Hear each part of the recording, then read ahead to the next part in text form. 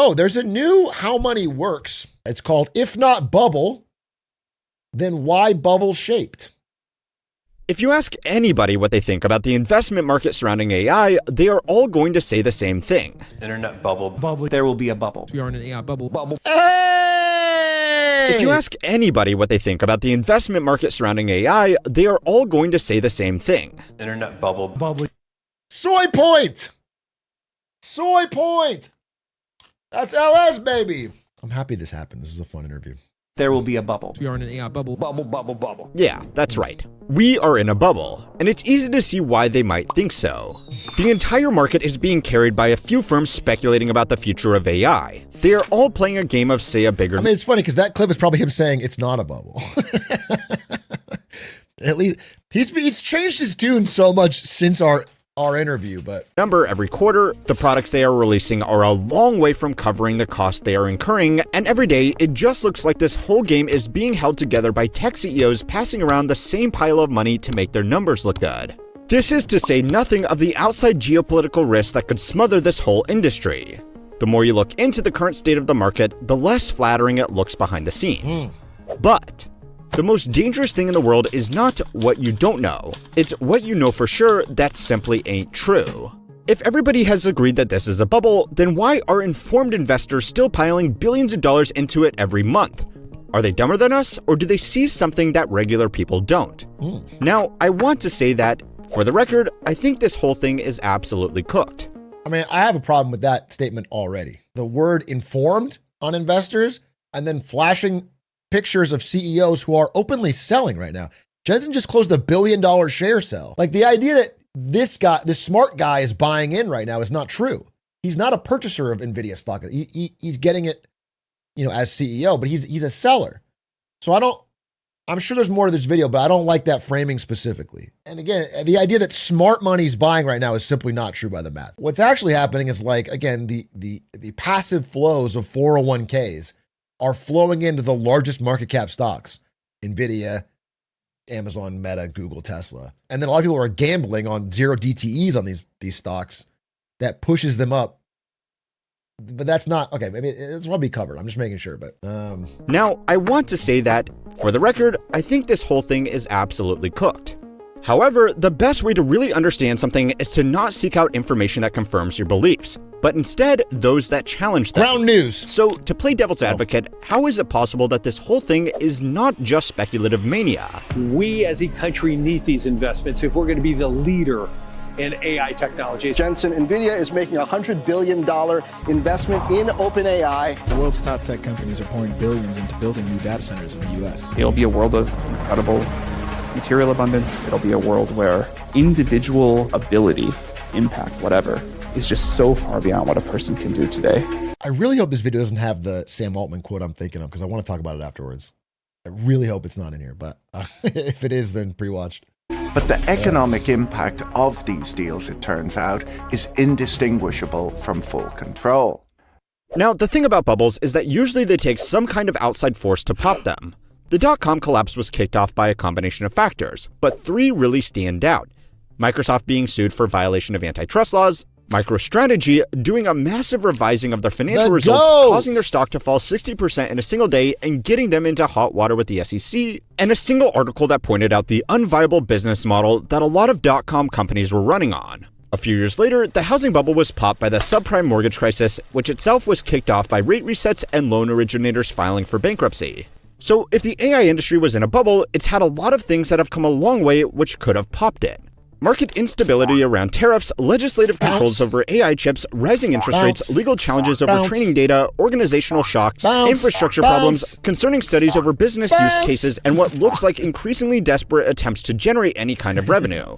That's not to mention that if one article back in 2000 could start unraveling the dot-com bubble, surely the daily articles coming out about the problems in this industry should do the same, right?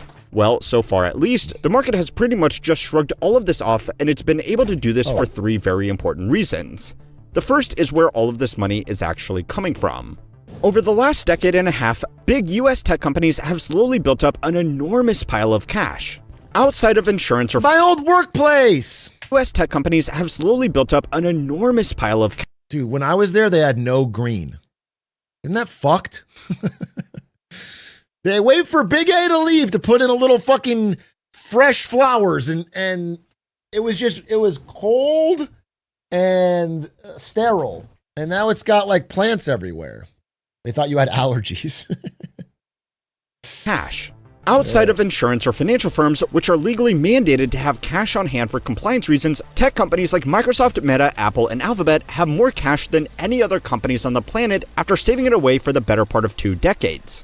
They had been doing this for 2 reasons. The first was that before 2017, tax laws heavily incentivized shifting cash into offshore accounts primarily held in Ireland. Yup. The exact structures that they used to erode these profits into a haven like this were very complicated. But once the cash was there, they couldn't really touch it unless they wanted to pay tax on it. Yuck! This means that they just slowly accumulated cash waiting for something to use it on.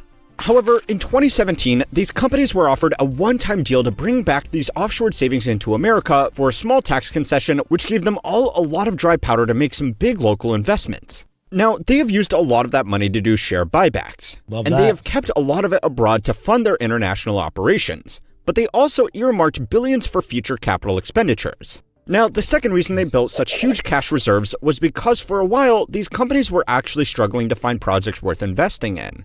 They had become so dominant in their respective markets that spending a lot of money on development was seen as an unnecessary expense that wasn't really worth the risk.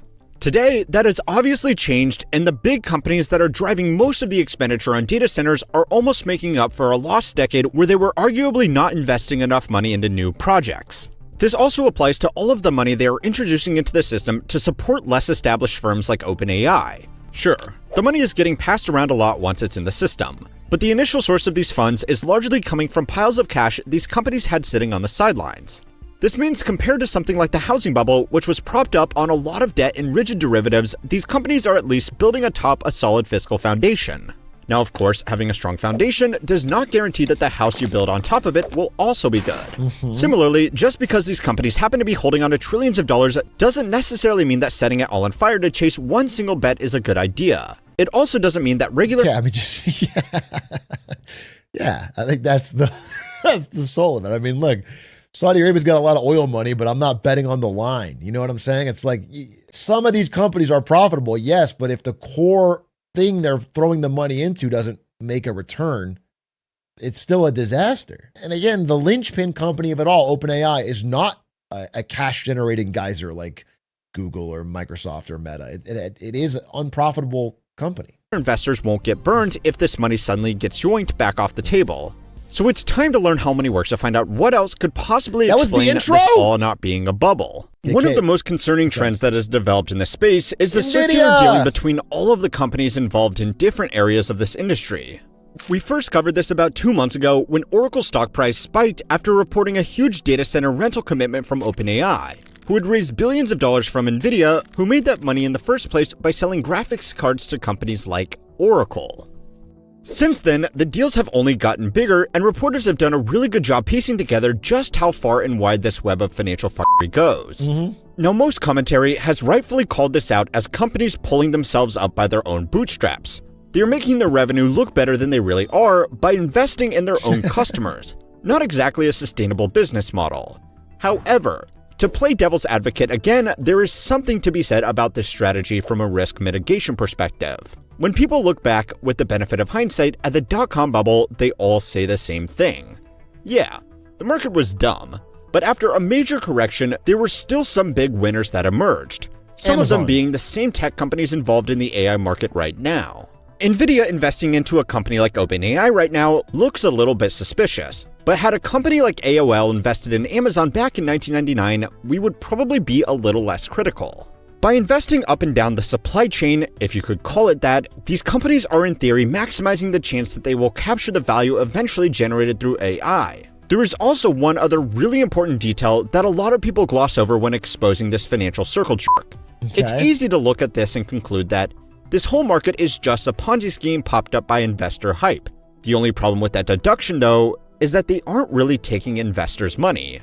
Netted out, the major players in this industry are paying out far more money through dividends and stock buybacks than they are taking in through stock issuance or borrowing. When compared again to the dot-com bubble, the story was very different. hyped companies were dependent on bringing in a continuous stream of investor money to keep the lights on in businesses that made no profit, and often didn't even make any revenue. A company like OpenAI is also in this position, where if they don't keep on bringing in new investors, they won't be able to continue operating. But they are not raising money from regular investors. They are primarily getting it off companies that have plenty of cash to invest. Now, I am not exactly going to say I feel... I don't agree with any of this, but I like this channel a lot, so I'm trying to give it the benefit of the doubt. I mean, first of all these companies have begun turning to debt. Okay, even the ones that are cash rich. Meta just put out, they get a $30 billion bond. There's a lot of companies issuing debt at this point to keep it going. Like if you look at the graph of CapEx funded by debt in AI, it's like spiked in the past half year. It's like way, way higher. So I would first of all say that the idea that it's all funded off of like money that's just sitting around unallocated is not true.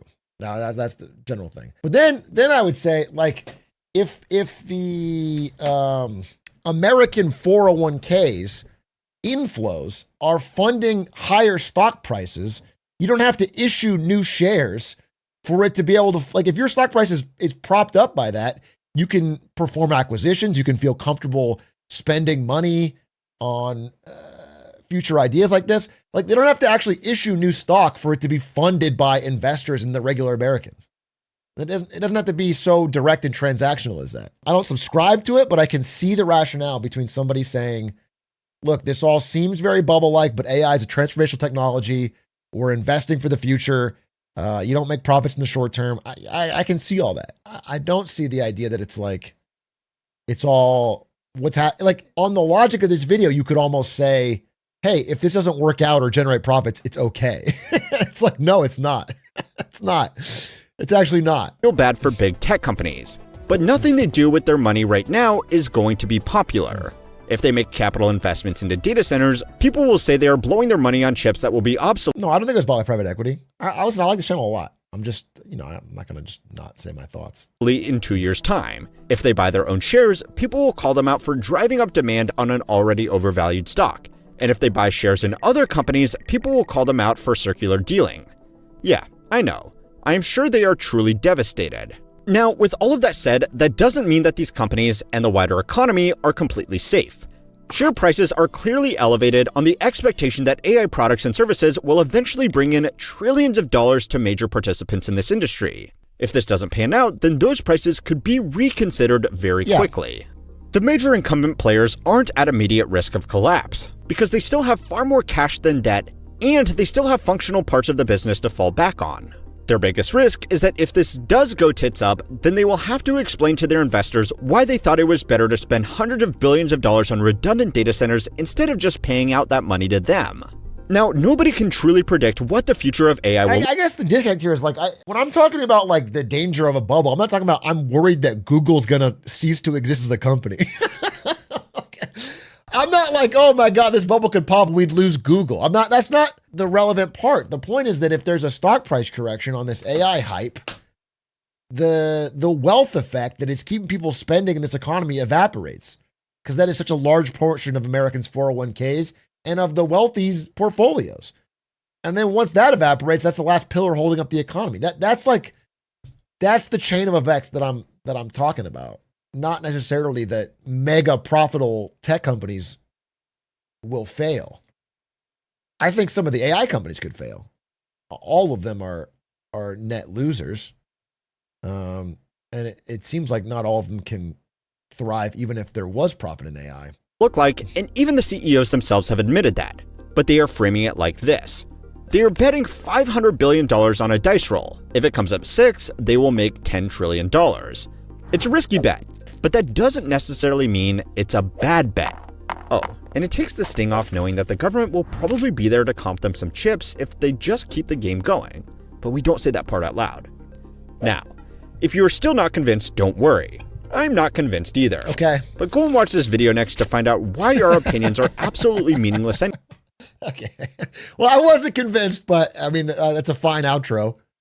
Yeah, I wasn't convinced. Speaking of not convinced, I want to talk about someone else who was asked a very similar question about the AI bubble. Sam Altman went on a podcast, forget the name of it, the B2B podcast or whatever, with Brad Gerstner. And the podcast is almost universally a glaze. The podcast was like 100% glazing Sam Altman, OpenAI, the AI boom, what's coming next. And he asked, just the BG2 podcast, I'm sorry. He asked one simple question. And, you know, if you were someone who really believed this is not a dangerous line of thought, you should be able to answer this question relatively. You should be prepared for this question. This is an important question that everyone's asking. And instead, Sam Altman gets really defensive. How can a company with 13 billion in revenues make 1.4 trillion of spend commitments? You know, and you've heard the criticism, First Sam. of all, we're doing well more revenue than that. Second of all, Brad, if you want to sell your shares, I'll find you a buyer. I just, enough. Like, you know, people are, I think there's a lot of people who would love to buy OpenAI shares. I don't think you would, including myself. Including myself. People who talk with a lot of like breathless concern about our compute stuff or whatever that would be thrilled to buy shares. So I think we could sell, you know, your shares or anybody else's to some of the people who are making the most noise on Twitter, whatever, about this very quickly. We do plan for revenue to grow steeply. Revenue is growing steeply. We are taking a forward bet that it's going to continue to grow, and that not only will ChatGPT keep growing, but we will be able to become one of the important AI clouds that our consumer device business will be. Look, I'm letting him speak. But I have a lot to say at the end of this. A significant and important thing, that AI that can automate science will create huge value. So, you know, there are not many times that I want to be a public company, but one of the rare times it's appealing is when those people are writing these ridiculous OpenAI is about to go out of business and, you know, whatever.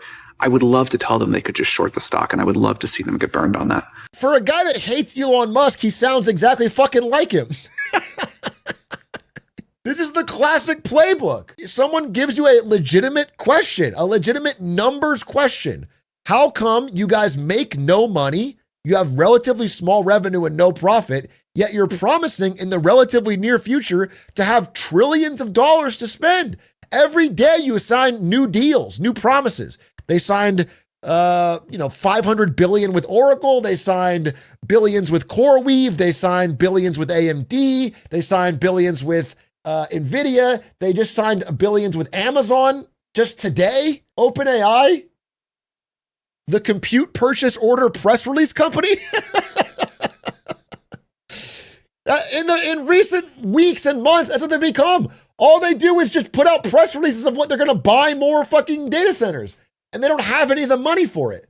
And so if somebody asks like, hey, where are you going to get the money for all these fucking announcements? $38 billion computing deal with Amazon. Again, just to be clear, I mean, this title could seem like, what does that mean? OpenAI is saying we're going to pay $38 billion to Amazon to build out data centers for us to use in the cloud. Okay?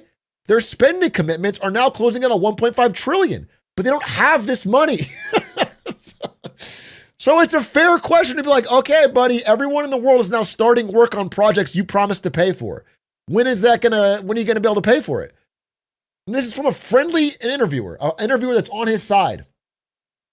And his response immediately is to get super duper defensive. A company with 13 billion in revenues make 1.4 trillion of spend commitments, you know, and you've heard the criticism, First Sam. of all, we're doing well more revenue. He just looks up in the sky like he's fucking obviously lying, pathological liar. You know, everyone can see that you're getting increasingly desperate for this revenue, whether it's the Sora AI slop generator, whether it's you're rolling out the chat sex bot, whether it's the new prices on tokens for video generation.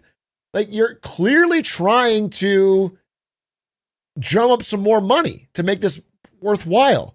And if you had a solid answer, then I would give that. You should say that. You should be like, hey, listen, this is our direct plan. This is how we're going to pay for it. But it feels like you're spinning plates, a bit of a house of cards. And the idea seems to be more to get so many commitments to so many people that you're too big to fail. That's the idea that it seems to be to me. Not that you have a real business plan. This is a good Wall Street Journal article. Is OpenAI becoming too big to fail? To make yourself so important to every major tech player and have so many press releases out and tying yourself with so many billions that if you were to fail, it would tank the stock market entirely. And then, Trump would have to bail you out. That seems to be the plan more than anything, than any actual business reason. If you owe somebody $1 billion, if you owe somebody $1 million, that's your problem. But if you owe a bunch of people $1.5 trillion and everything is riding on it, that's their problem. I think he's like tripling down on the borrowing because if it was one deal that flopped, well, you're fucked. But if every deal flops, then someone's got to bail you out. And I think he's avoiding this question. And it's just a classic defensive stock pumper strategy to go back to the stock. Be like, well, then sell your shares. Sell your shares then if you don't think, it's the fucking shorters, the FUD. It sounds like Elon again. It's like pump.